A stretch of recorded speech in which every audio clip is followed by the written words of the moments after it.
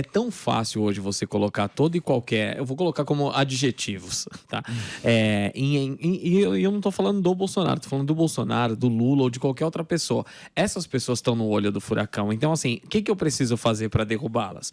Putz, eu preciso mostrar um projeto de governo legal que as pessoas sigam ou qualquer outra coisa.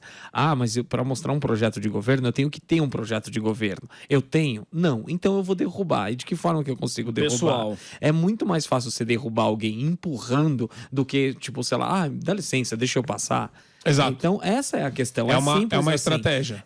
É uma estratégia que os dois lados usam. Um lado está se dando muito melhor porque tem um apoio muito maior, principalmente da imprensa, e aí fica muito mais fácil de você fixar qualquer outra coisa. Mas eu ia até te perguntar isso depois. Assim, em que momento que você sentiu? Eu praticamente assim, eu não tô te perguntando mesmo porque eu não sei explicar. Em que momento do cenário político você viu assim, esse lance da polarização ele crescer de uma forma de tipo assim, de hoje realmente as pessoas se matarem na rua ou por causa do Lula ou por causa do Bolsonaro? Eu acho que foi a eleição de 2014. Se você pega o histórico ali, eu tô sempre falando da eleição de 89, porque eu acho que é a que mais parece com o momento que a gente tá vivendo. Com exceção da eleição de 89, que foi realmente muito polarizado com desse medo que se tinha do que o Lula significava, etc.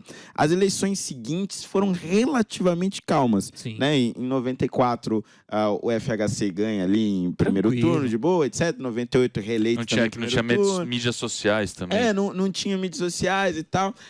Em 2002, o Lula é aquela coisa, né? A esperança, venceu o medo. Lula é o cara, pelo Barack Lula Obama. é o cara, bababá. Aí passa o mensalão, você tem um princípio muito pequeno de oposição, mas o Alckmin foi um candidato tão ruim, mas tão ruim em 2006, que o Lula ganhou de lavado no segundo turno. Foi o primeiro caso de um candidato que reduziu a votação do primeiro para o segundo turno, que foi o Alckmin.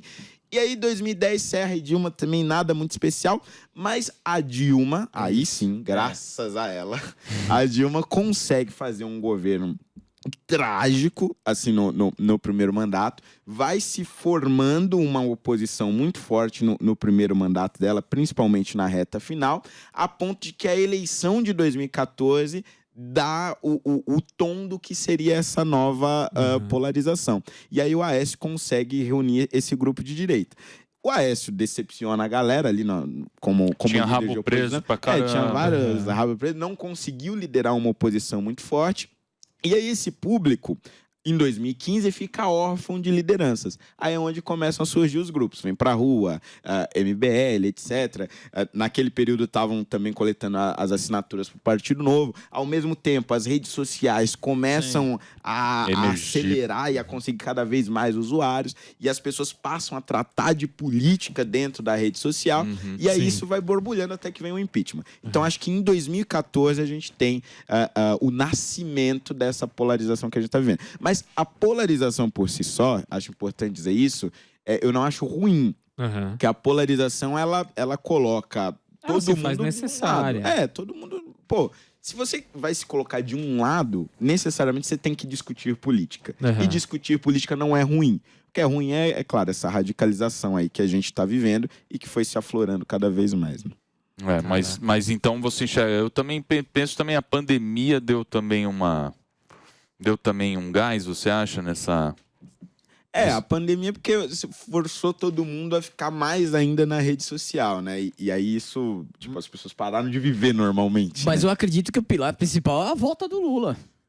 A volta do Lula foi o que deu o tom completamente pra cá. Na caneta do Ed? Porque se você tivesse a eleição com o Sérgio Moro, com o Dória, eu acho que não seria tão rasteira como é que tá e tão desesperada. Aqui a volta do Lula dá um tom completamente diferente pra eleição. Não, fosse qualquer outro candidato... Exatamente, fosse qualquer outro candidato. Fosse o Haddad. O Ciro mesmo. Ciro.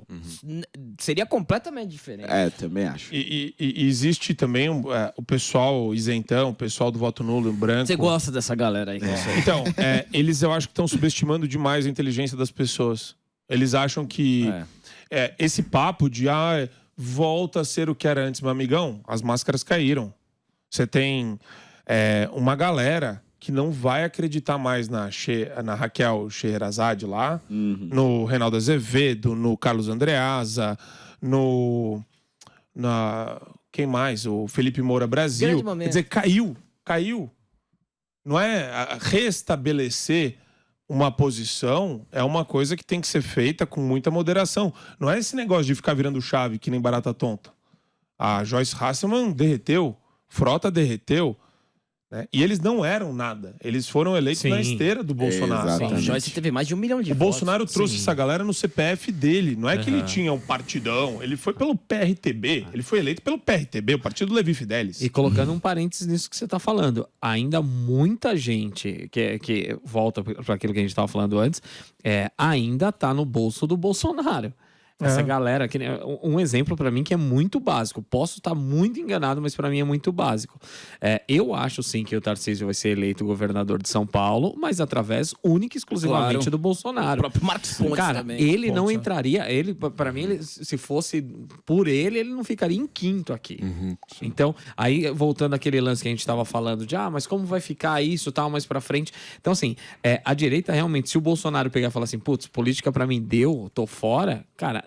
A gente não tem alguém. Se o Lula ganhar, a gente não tem alguém para disputar lá na frente. Acredito que o Lula também não vai continuar. Por causa da idade, né? Exatamente. O mandato já vai dura tá com 4 80 anos. Eu acho anos. que ele não. Então, assim, da esquerda, eu acho que a esquerda tem mais facilidade em colocar um nome do que, sei lá, um Boulos da vida. Acho que o Haddad eles não tentam mais. Pelo amor de Deus. Acho que né? não tentam Toda vez- mais. Opa, Aí, ó, foi o Haddad te ligando. Olha o Kim ligando. É o quem?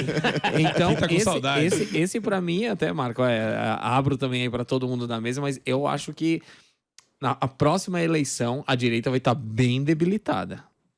Não, realmente, eu acho que assim, a gente vai ter uma deficiência de quadros, mas isso depende da força da nossa oposição ao Lula. Porque o ponto é o seguinte, se a gente consegue fazer uma oposição bem feita, e eu acho que isso é possível por conta do cenário do Congresso que nós temos, novas lideranças naturalmente vão se formar. Porque sempre que você tem uma oposição muito forte a um governo, você acaba empurrando novas lideranças. Foi isso que aconteceu com a Dilma ali. Então, acho que existe uma grande chance de, fazendo oposição ao Lula, a direita acabar formando ali novos líderes que vão ter a possibilidade de, em 2026, se fixar ali Precisa como saber se a candidato. oposição vai ser permitida, né, Rodney? Tem isso.